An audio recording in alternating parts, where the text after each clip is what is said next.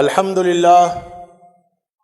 للہ کلما حمدہ حامد واشہد ان لا الہ الا اللہ کلما شہد لہ شاہد واشہد ان سیدنا ونبینا محمدا عبدہ ورسولہ اما بعد۔ برادران اسلام، آج کے اس جمعے کے خطبے میں دو اہم سوالوں کے سلسلے میں یا دو اہم سوالوں پر آپ کو غور و فکر کی دعوت دینا چاہوں گا۔ یہ وہ سوال ہیں جو ہمارے لیے، ہمارے مستقبل کے لیے اور ہماری دینی کیفیت کے لیے بہت اہمیت رکھتے ہیں۔ تو ایک سوال یہ ہے کہ جیسا کہ آپ جانتے ہیں کہ دنیا میں خیر اور شر کا معرکہ برپا ہے، نیکی اور بدی کے، اچھائی اور برائی کے، خیر اور شر کے دو راستے سارے انسانوں کے سامنے ہیں۔ کچھ انسانوں نے نیکی کے راستے کا انتخاب کیا ہے اور کچھ انسانوں نے برائی کے راستے کا انتخاب کیا ہے، اور دونوں اپنے راستوں پر چل رہے ہیں۔ تو دنیا دو طرح کے لوگوں میں تقسیم ہے، ایک وہ جو اپنے لیے جنہوں نے نیکی کا راستہ چنا ہے، اور ایک وہ جنہوں نے اپنے لیے بدی اور برائی کا راستہ چنا ہے۔ وہ لوگ جنہوں نے کی برائی کا اور بدی کا راستہ چنا ہے، ہم ان کے سلسلے میں یہ دیکھتے ہیں کہ وہ اس راستے پر یعنی برائی اور بدی میں آگے بڑھنے کی کوشش کرتے ہیں۔ وہ برائی کی پیک پر پہنچنا چاہتے ہیں، آج جتنے برے تھے کل اس سے زیادہ برے ہونا چاہتے ہیں۔ جو لوگ دنیا میں برائی پھیلانے کا کام کر رہے ہیں، وہ روز اور زیادہ برائی پھیلانے کے سلسلے میں کوششیں کرتے ہیں۔ تو اس طرح سے جو برائی کا جو سفر ہے وہ آگے کی طرف بڑھ رہا ہے۔ روز ایک نئی برائی سامنے آتی ہے، روز برائی میں ایک نیا تنوع سامنے آتا ہے، اور اس طرح سے بدی کا راستہ جن لوگوں نے اختیار کیا ہے وہ بدی میں آگے بڑھنے کی کوشش کرتے ہیں۔ سوال یہ ہے کہ وہ لوگ جنہوں نے نیکی کا راستہ اختیار کیا ہے، آپ نے نیکی کا راستہ اختیار کرنے کے بعد نیکی کی اونچی منزلوں پہ رہنے کا فیصلہ کیا ہے، یا نیکی کی جو سب سے نیچی کی منزل ہے، بالکل زمینی منزل، اس پر رہنے کا ارادہ کیا ہے۔ یعنی ہماری جو زندگی گزر رہی ہے، اس مسجد میں حاضر ہونے والے لوگوں کی اور اس خطبے کو سننے والوں کی، تو ہماری زندگی نیکی کے اونچے سے اونچے مقام پر جانے کی فکر میں ہے، یا اس نے کوئی بہت ہی نیچا مقام طے کر رکھا ہے اور اسی پر مطمئن ہے؟ اس پر ہمیں غور کرنا ہے۔ اگر ہم یوں ہی اجمالی طور پر بتائیں تو صحیح بات یہ ہے کہ نیکی کے راستے پہ چلنے والے زیادہ تر لوگوں نے نیکی کی سب سے نچلی منزل کو اپنے لیے منتخب کیا ہے، اور اسی پر وہ مطمئن ہے، اسی کو وہ نیکی سمجھتے ہیں۔ اور جو برے لوگ ہیں وہ برائی کی چوٹیوں پر پہنچنا چاہتے ہیں، بڑی سے بڑی برائی کر لینا چاہتے ہیں، اور ہم چھوٹی سے چھوٹی نیکی پر اکتفا کر لیتے ہیں۔ تو ایک تو سوال یہ ہے، اور دوسرا غور و فکر کا پہلو یہ ہے کہ وہ ایمان جو ہم نے قبول کیا ہے، وہ ایمان جسے ہم اپنی سب سے بڑی متاع سمجھتے ہیں، وہ ایمان جس کے بارے میں ہمارا یہ ماننا ہے کہ وہ ہماری سب سے بڑی قوت ہے، اور وہ ایمان جس کے بارے میں ہماری امید ہے کہ اس کے سہارے ہم جنت میں جائیں گے اور آخرت میں ہم کو کامیابی حاصل ہوگی، تو ایمان جسے ہماری زندگی پر ہمارے ساتھ رہنا ہے، ہم نے اپنے لیے مضبوط اور طاقتور ایمان کا انتخاب کیا ہے یا کسی بہت کمزور ایمان کا انتخاب کیا ہے؟ یعنی ہم کمزور ایمان کے ساتھ زندگی گزار رہے ہیں یا مضبوط اور طاقتور ایمان کے ساتھ زندگی گزار رہے ہیں؟ اور اگر ہم کمزور ایمان کے ساتھ زندگی گزار رہے ہیں تو کیا ہم نے یہ فیصلہ کر لیا ہے کہ پوری زندگی ہماری کمزور ایمانی کے ساتھ گزرے گی، یا کبھی ہم طاقتور ایمان والی زندگی بھی گزاریں گے؟ تو یہ دو سوال ہیں جن پر ہمیں غور کرنا چاہیے۔ یہ ہماری زندگی کے بہت ہی بنیادی سوالات ہیں۔ اب میں دو حدیثوں کے حوالے سے میں چاہوں گا کہ بات کچھ اور واضح ہو جائے۔ ایک حدیث ہے حضرت ابو ذر جندب ابن جنادہ رضی اللہ تعالیٰ عنہ سے مروی ہے۔ وہ کہتے ہیں کہ میں نے نبی صلی اللہ علیہ وسلم سے پوچھا کہ ای الاعمال افضل، افضل ترین عمل کیا ہے؟ ان کے دل میں جذبہ تھا نا کہ میں چھوٹے کام کیوں کروں، جب میں نے نیکی کا راستہ اختیار کیا ہے تو نیکی کے پھر بڑے کام کروں۔ تو پہنچ گئے پوچھنے کے لیے کہ نیکی کے بڑے کام کیا ہیں، افضل اعمال کیا ہیں؟ تو اللہ کے رسول صلی اللہ علیہ وسلم نے فرمایا الایمان باللہ، اللہ پر ایمان۔ ظاہر سی بات ہے کہ سب سے عظیم ہستی تو اللہ ہے، تو اللہ پر ایمان لانے سے زیادہ بڑا کام اور کیا ہو سکتا ہے؟ اللہ پر ایمان لانا، اللہ کے کلام پر ایمان لانا، اللہ کے بھیجے ہوئے رسول پر ایمان لانا، اللہ کے کیے ہوئے وعدوں اور دھمکیوں پر ایمان لانا، اللہ کی بتائی ہوئی ہر چیز پر ایمان لانا۔ تو کہا الایمان باللہ، یہ سب سے افضل عمل ہے۔ اور پھر مزید فرمایا والجہاد فی سبیلہ، اللہ کے راستے میں جد و جہد کرنا۔ تو یہ ہے اللہ کے راستے کے علاوہ اور کس کا راستہ اس لائق ہے کہ اس میں جد و جہد کی جائے، محنت اور کوششیں کی جائے؟ تو فرمایا کہ الایمان باللہ والجہاد فی سبیلہ۔ انہوں نے ایک اور سوال پوچھا، کہا کہ ای الرقاب افضل، اگر میں اللہ کے راستے میں کسی غلام کو خرید کر آزاد کرنا چاہوں تو پھر بہترین غلام کون ہوگا جس کو میں خرید کر آزاد کروں؟ تو اللہ کے رسول صلی اللہ علیہ وسلم نے فرمایا کہ انفسها عند اہلها واکثرها ثمنا، کہ جو غلاموں کا مالک ہے اس سے جا کے اس کے پوچھو کہ اس کا سب سے بہترین غلام اس کی نظر میں کون ہے اور کس کی سب سے زیادہ قیمت وہ مانگ رہا ہے، اس کو آزاد کرنا وہی سب سے افضل رقبہ ہے جس کو آزاد کیا جائے۔ مطلب یہ کہ جب ایک نیکی کا کام کر رہے ہو جس میں پیسہ انوالو ہو رہا ہے تو اس میں سب سے افضل وہ ہوگا جس میں سب سے زیادہ تم خرچ کرو۔ تو اللہ کے راستے میں جب خرچ کرنے کی بات ہوگی تو جو جتنا زیادہ خرچ کرے گا وہ اتنا زیادہ افضل مقام پائے گا۔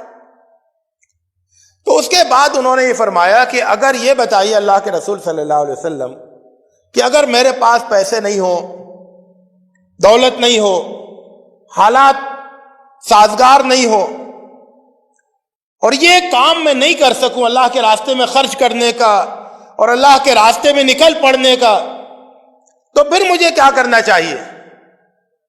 تو فرمایا کہ تعین صانعا او تصنع لاخرق، کہ کچھ لوگ معاشرے میں ایسے ہوتے ہیں، سماج میں ایسے ہوتے ہیں جو اپنا کام خود نہیں کر سکتے، کمزور دماغ کے ہوتے ہیں، اپنا کام خود نہیں کر سکتے، خود کما نہیں سکتے، خود اپنی زندگی کے انتظامات نہیں کر سکتے، تو پھر ان کی مدد کرو، یعنی سماج کے مددگار آدمی بن جاؤ، اور وہ سب لوگ جو مدد کے ضرورت مند ہیں بڑھ کے ان کی مدد کر دو، اور اگر کوئی ان کے لیے کچھ بنا رہا ہے تو اس کی مدد کر دو۔ تو پھر حضرت ابو ذر نے پوچھا کہ اللہ کے رسول صلی اللہ علیہ وسلم یہ بتائیے کہ اگر یہ جو کرنے کے کام ہیں، اگر یہ کرنے کے سلسلے میں میرے اندر کمزوری ہو اور میں اپنی جسمانی اپنے اندرونی کمزوری کی وجہ سے یہ کام کر نہیں سکوں تو کیا کروں؟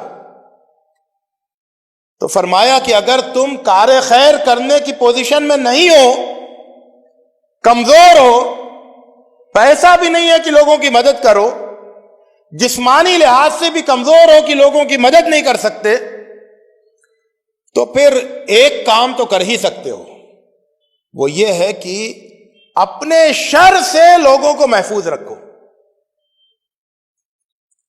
تکف شرک عن الناس، لوگوں کو تم سے کوئی برائی نہیں پہنچے، کوئی تکلیف نہیں پہنچے، شر نہیں پہنچے، تو اگر لوگ تم سے محفوظ رہیں گے تو یہ بھی تمہاری ایک نیکی ہے۔ تو یہ تو ایک کاموں کی ترتیب ہے۔ اس ترتیب سے کیا معلوم ہوتا ہے کہ اگر آدمی کو اللہ تعالیٰ نے اصل جو آدمی سے مطلوب ہے وہ یہ کہ وہ اللہ پر ایمان، اللہ کے راستے میں جد و جہد، اللہ کے راستے میں خرچ، اللہ کے بندوں کی مدد، یہ سب اس سے مطلوب ہے۔ اس کی زندگی جو ہے وہ ان اعمال کا مجموعہ ہونی چاہیے۔ لیکن اگر کوئی بہت کمزور ہے، عاجز ہے، بے بس ہے، یہ سب نہیں کر سکتا ہے، تو پھر وہ کیا کرے؟ اپنے شر سے لوگوں کو محفوظ رکھے، کسی کو تکلیف نہیں دے۔ ہماری صورتحال کیا ہے اگر آپ دیکھیں گے، ہر فرد اپنا جائزہ لے گا اور پھر پورے معاشرے کا، مسلم معاشرے کا جائزہ لے گا، تو صورت یہ ہے کہ یہ جو آخری چیز ہے کہ میری ذات سے کسی کو تکلیف نہیں پہنچے، بس یہی آخری چیز نیکی کا پیمانہ بن گئی ہے۔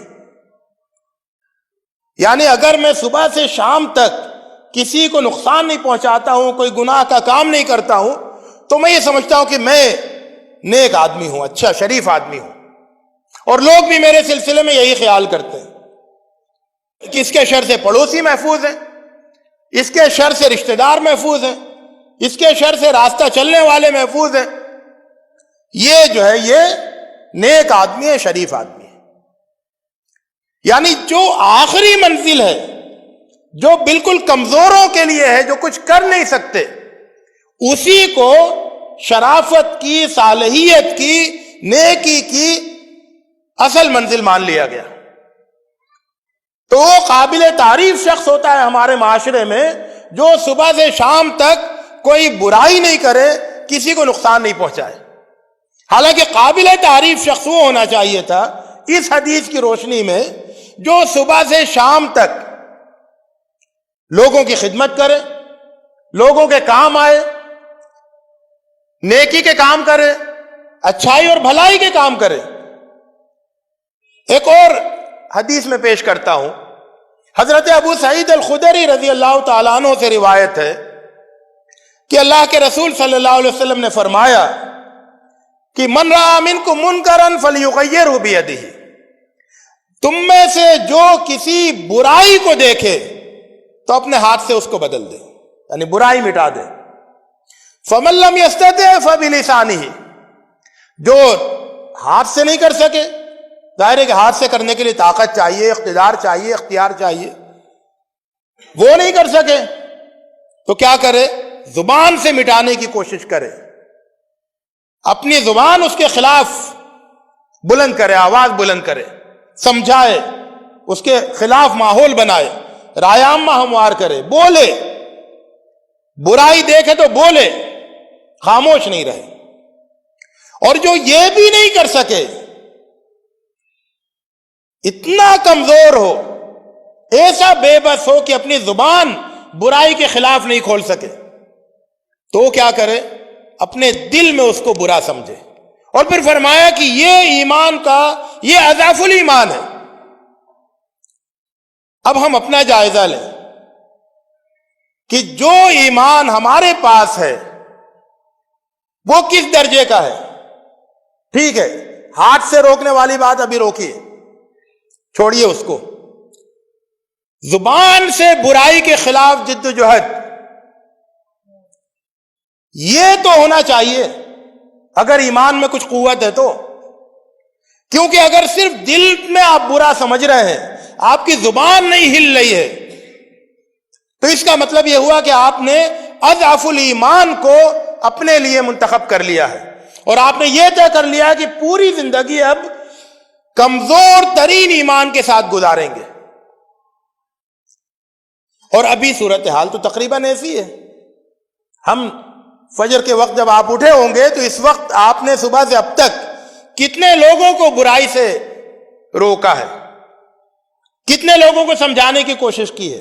کل کا دن جو گزرا تھا صبح سے شام تک، اپنے گھر کے اندر برائی کے خلاف کتنی باتیں آپ نے کہی ہیں، لوگوں کو سمجھانے والی کتنی باتیں کہی ہیں، معاشرے میں سماج میں آپ نے برائی کے سلسلے میں کتنی باتیں کی ہیں، برائی کو مٹانے کے سلسلے میں آپ کی زبان نے کتنی کوششیں کی ہیں۔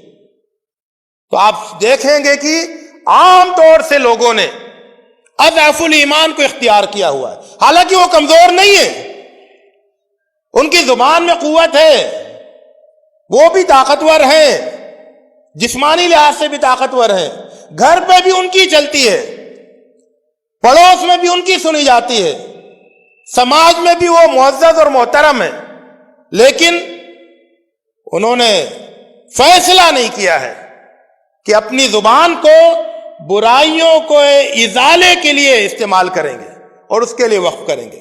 کیوں؟ اس لیے کہ جو اضعف الایمان ہے اس سے یارانہ قائم کر لیا، اس کو اپنے ساتھ رکھا ہے۔ تو کیا مرتے دم تک اضعف الایمانی کے ساتھ زندگی گزرے گی؟ جو برائی کو، بدی کو پھیلا رہے ہیں وہ تو برائی کے سے اتنا زیادہ گہرا تعلق رکھتے ہیں کہ وہ ایسے برائی کے وفادار ہیں کہ وہ ساری کوشش کر رہے ہیں برائیاں پھیلانے کی، موبائل کے ذریعے، ٹی وی کے ذریعے، انٹرنیٹ کے ذریعے، یوں بھی ہر طرح سے۔ اور ہماری صورتحال یہ ہے کہ ہم چھوٹی سی چھوٹی اجتماعیت میں بھی برائی کے خلاف بولنے کے لیے تیار نہیں ہے۔ جہاں ہماری سنی جاتی ہے، چلتی ہے، وہاں بھی ہماری زبان برائی کے خلاف جہاد نہیں کرتی ہے۔ حضرات، یہ جو صورت پیدا ہو گئی ہے کہ ہم صبح سے شام تک صرف اسی کو نیکی سمجھتے ہیں کہ ہم نے کسی کے ساتھ برا سلوک نہیں کیا، اور یہ جو صورتحال پیدا ہو گئی ہے کہ صبح سے شام تک ہم اسی کو ایمان سمجھتے ہیں کہ ہم برائی کو اپنے دل میں برائی سمجھتے ہیں، یہ صورتحال مناسب نہیں ہے۔ قرآن مجید کو آپ پڑھیے شروع سے آخر تک، قرآن مجید کمزور ایمان کے ساتھ زندگی گزارنے کو قبول ہی نہیں کرتا ہے۔ قرآن مجید میں صالحین کس کو کہا گیا ہے؟ اولئک من الصالحین، یہ ہیں نیک لوگ۔ تو نیک لوگ کون ہیں قرآن مجید میں؟ فرمایا لیسوا سواء من اہل الکتاب امۃ قائمۃ، ایک سرگرم امت بھی ہے، یتلون آیات اللہ آناء اللیل وہم یسجدون، اللہ کی آیتوں کو راتوں کے پہروں میں اٹھ کے اس کی تلاوت کرتے ہیں اور اللہ کے حضور سجدہ کرتے ہیں۔ یؤمنون باللہ والیوم الآخر، اللہ پر ایمان رکھتے ہیں، آخرت پر ایمان رکھتے ہیں۔ وَيَأْمُرُونَ بِالْمَعْرُوفِ وَيَنْهَوْنَ عَنِ الْمُنْكَرِ، نیکی اور بھلائی کا حکم دیتے ہیں اور برائی اور منکر سے روکتے ہیں۔ وَيُسَارِعُونَ فِي الْخَيْرَاتِ، اور جو نیکی کے کام ہے، خیر کے کام ہے، بھلائی کے کام ہے، اس میں وہ تیز رفتاری دکھاتے ہیں، زیادہ سے زیادہ کر لینا چاہتے ہیں۔ وَأُولَئِكَ مِنَ الصَّالِحِينَ، یہ لوگ ہیں جن کا شمار نیکوں میں ہوتا ہے، صالحین میں ہوتا ہے۔ تو آپ اگر یہ جاننا چاہیں کہ اللہ کی نگاہ میں، قرآن مجید کی روشنی میں نیک لوگ کون ہیں، تو محض وہ نہیں ہے جو صبح سے شام تک اپنے حدود میں رہتے ہیں اور کسی کو نقصان نہیں پہنچاتے اور بس اس پر اکتفا کرتے ہیں۔ وہ لوگ بھی نہیں ہے کہ جن کی زبانیں خاموش رہتی ہیں اور جن کے دل برائی کو برائی سمجھتے ہیں، بلکہ وہ لوگ ہیں جو یأمرون بالمعروف وینہون عن المنکر ویسارعون فی الخیرات۔ دو باتیں ہیں اصل میں، ایک ہے خدمت، ویسارعون فی الخیرات، کہ آپ لوگوں کے لیے صاحب خیر بن جائیں، समाज के लिए, घर के लिए, दूसरे इंसानों के लिए साहिब खैर बन जाए। और दूसरी चीज, यामुरूना बिल मारूफ व यनहौना अनिल मुनकर, कि आप इस्लाह का काम उठाएं, इस्लाह का बेड़ा उठाएं। तो खिदमत और इस्लाह, जो सुबह से शाम तक खिदमत और इस्लाह में मसरूफ रहेगा वो मेयारी ईमानी जिंदगी गुजारेगा, उसका शुमार सालिहीन में होगा। और जिसने खिदमत और इस्लाह दोनों कामों को छोड़ दिया तो फिर वो ये समझ ले कि वो कमजोर ईमान और नेकी की सबसे निचली मंजिल पर जिंदगी गुजार रहा है। और ये सूरत हाल जाहिर है कि अल्लाह ताला को पसंद आने वाली नहीं है, और इससे कोई बड़ी तब्दीली वाक़ई नहीं हो सकती है, और इससे आप शर और बुराई के सैलाब को नहीं रोक सकते हैं। हजरत अली रज़ी अल्लाह ताला अन्हु ने एक मौके पर अपने लश्कर को मुखातब करते हुए कहा था कि फया अजबन अजबा, अफसोस है, ताज्जुब है, हैरत है कि जिन लोगों का मौकिफ गलत है, बातिल पर है, वो तो इतने ज्यादा पुरजोश है, इस तरह से मुत्तहिद है, इस तरह से सरगर्म है और एक आवाज पर जमा हो जाते हैं। और तुम लोग कि तुम्हारा मौकिफ दुरुस्त है, तुम हक पर हो, तुम सही रास्ते पर चल रहे हो, लेकिन इसके लिए चलने पर आमादा नहीं हो, बुलाया जाता है तो जमा नहीं होते हो, टाल मटोल करते हो, काहिली और कसलमंदी का मुजाहरा करते हो। तो ये कौन सी बात हुई कि जो बातिल के खेमे में है वो सरगर्म और पुरजोश हो, और जो हक के खेमे में है वो सुस्ती और काहिली में गिरफ्तार रहे। अल्लाह रब्बुल इज्जत से दुआ है कि वो हमें उस तरह की ईमानी जिंदगी गुजारने की तौफीक अता फरमाए जो उसको पसंद है। अक़ूलु क़ौली हाज़ा व अस्तग़फ़िरुल्लाह ली व लकुम अजमईन वस्तग़फ़िरूहु इन्नहु हुवल गफ़ूरुर रहीम।